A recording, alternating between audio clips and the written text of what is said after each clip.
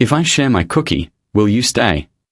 The little girl's voice was soft, almost shy, but it floated clearly through the muted hum of the airplane cabin. It carried something more than a question. It carried hope. The poor single mom had only stopped near the aisle to steady her backpack that had slipped from her shoulder. She hadn't meant to draw attention.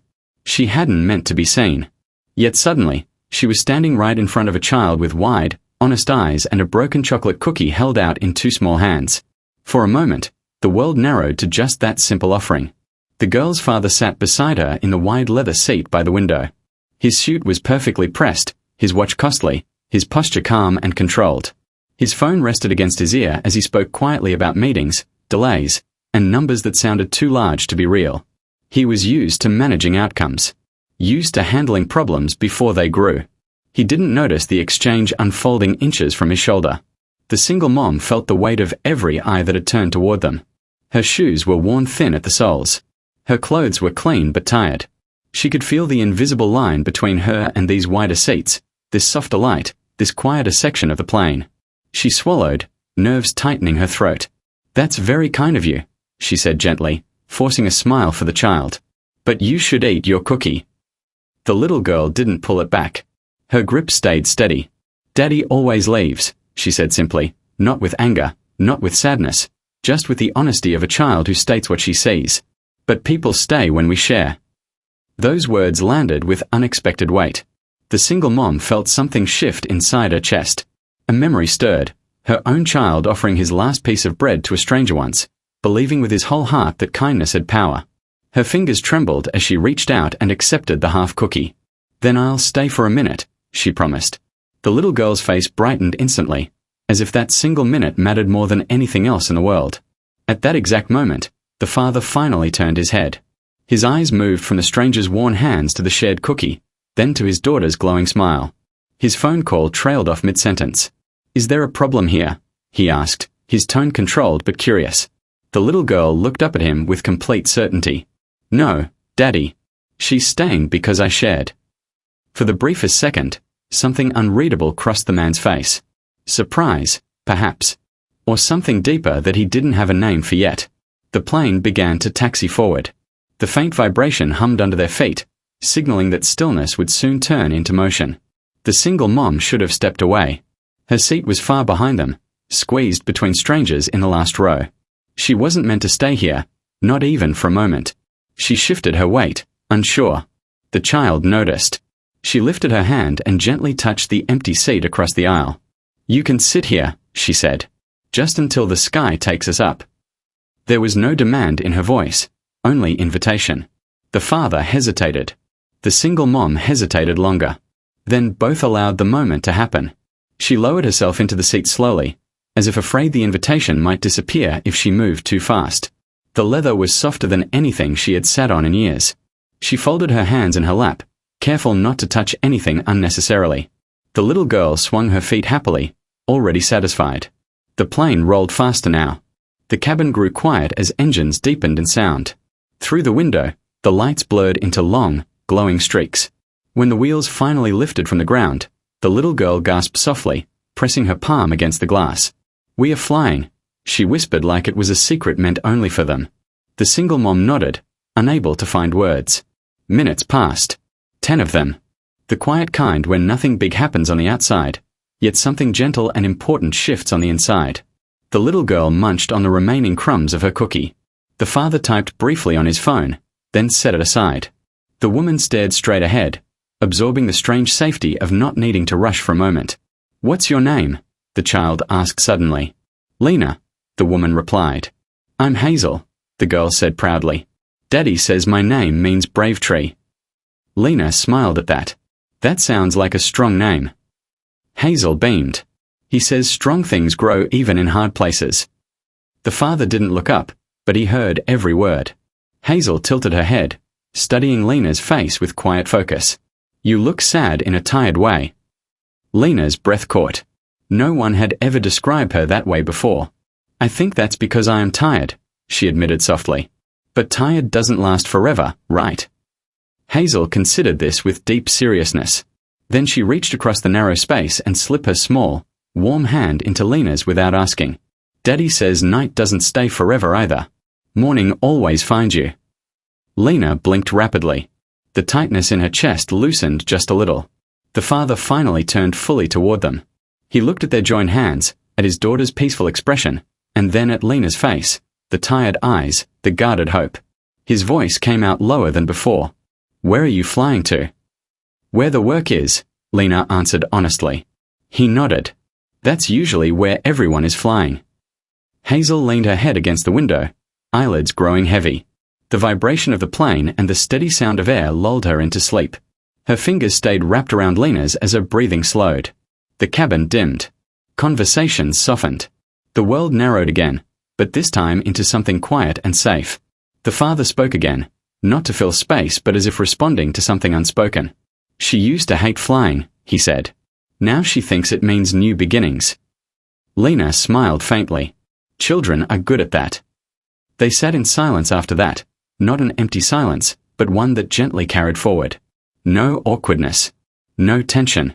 Just a simple sharing of space between three lives that had not been meant to cross, yet somehow had. Hazel slept peacefully between them, her face turned toward the light of the window. The plane continued steadily through the night. And with every passing mile, a quiet thread was being woven, one that none of them could yet see, but all of them were already holding.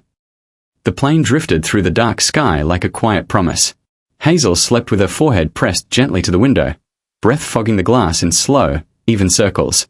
Her hand was still wrapped around Lena's finger, loose now but unbroken. Lena hadn't moved in a long time. She was afraid that if she shifted even slightly, the fragile piece of this moment might shatter. Across the aisle, the CEO watched his daughter sleep with an expression Lena hadn't expected to see on a man like him, one that carried both worry and wonder at the same time. Eventually, he spoke again, his voice so low it barely stirred the air. She hasn't slept like that on a flight since her mother passed. Lena didn't answer right away. The weight of his words settled gently instead of heavily. Maybe she feels safe right now, she said. He nodded slowly, as if that thought surprised him. Maybe she does.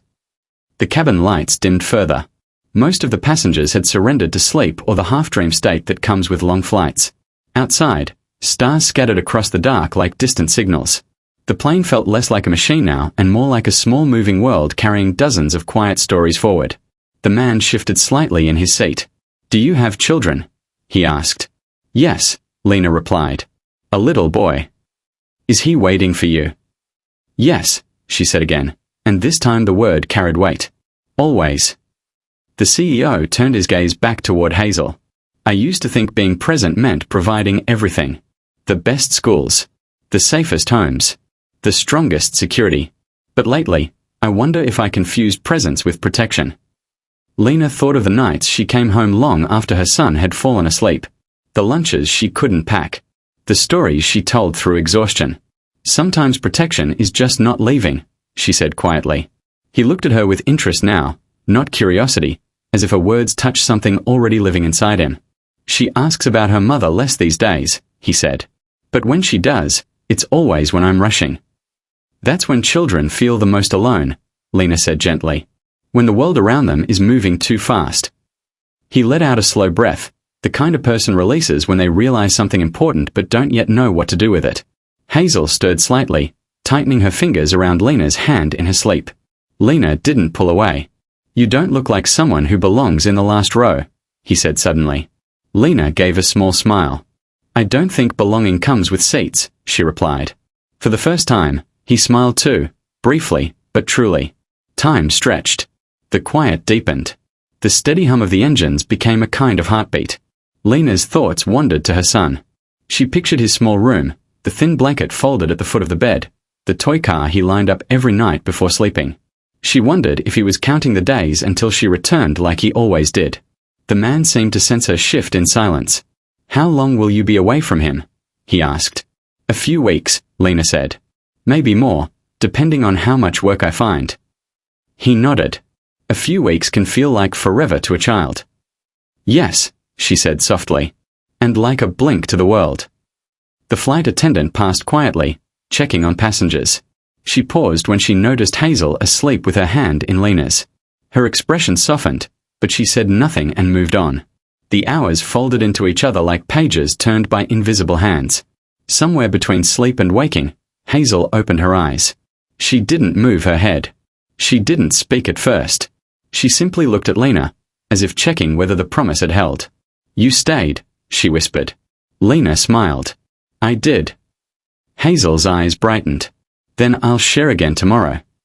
The words carried more meaning than sharing food. Lena felt it. The CEO leaned closer. "Hazel," he said gently, "people don't always stay just because we share." Hazel considered this. Then she said, "But sometimes they do. And sometimes is enough." He fell silent after that. The plane began its slow descent. The change was subtle at first, ears popping, pressure shifting, lights flickering slightly as the outside world rose to meet them again. Passengers stirred. Overhead bins rattled softly. The spell didn't break, but it thinned. Hazel sat up fully now. She reached into her small backpack and pulled out a folded napkin. Inside were 2 small crackers and a wrapped piece of candy. "For later," she said, handing one to Lena. "So you don't forget to stay in the world with me." Lena accepted it with careful hands. "I won't forget," she promised. The CEO watched the exchange closely. Something quiet settled in his chest. When the wheels touched down, the sound was firm but gentle. The cabin filled with the soft rustle of movement, seatbelts unclicking, people standing too quickly, overhead compartments opening in uneven rhythm. Life rushed back in with all its speed. The man stood first. Lena thought that was the end. That this gentle thread between them would dissolve back into separate lives the moment the aisle filled. Then he turned. "Where are you seated?" he asked. "Last row," Lena replied. He looked at Hazel. Hazel looked at him. Their eyes held a brief, silent conversation. "Walk with us," he said to Lena. "At least until we exit." Hazel reached for her hand again instantly, as if the decision had already been made. Lena's heart stumbled at the simple certainty of it. They moved together into the aisle as the line began to inch forward. Step by slow step, through the shifting crowd of strangers and luggage and noise. People glanced at them, the suited man, the small girl, the tired woman with a worn backpack, an unlikely trio moving as one. The airport lights grew brighter ahead. The night outside pressed against the glass walls of the terminal like a quiet ocean. At the door of the plane, Hazel paused. She looked up at Lena, her eyes full of questions that didn't need words. "You'll find your boy soon," Hazel said. "And I'll find my Echo House. But you stayed on the sky with me. That means something." Lena knelt just enough to meet her eyes. "It means something to me too." Hazel wrapped her small arms around Lena's neck in a sudden, fierce hug. It lasted only a second, but it carried the weight of a promise. Then they stepped into the terminal together. None of them knew yet how far this quiet beginning would travel. But all three felt, in different ways, that the story had only just started.